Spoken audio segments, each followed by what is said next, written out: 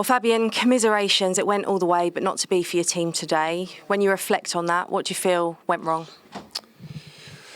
We were not resilient enough, not good enough, and that's why we didn't win the game today. Why do you feel that was, that you weren't good enough or resilient enough?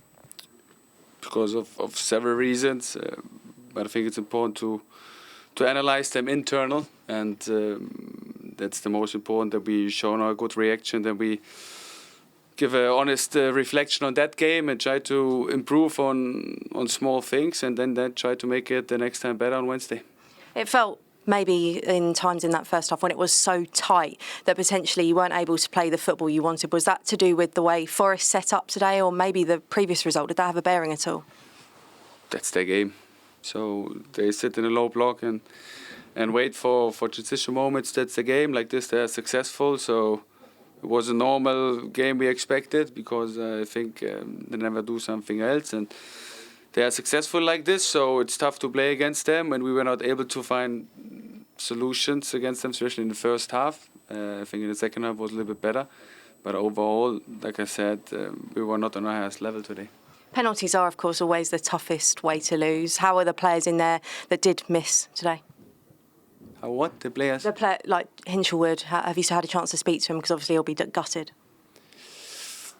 How should the player feel when he misses a penalty?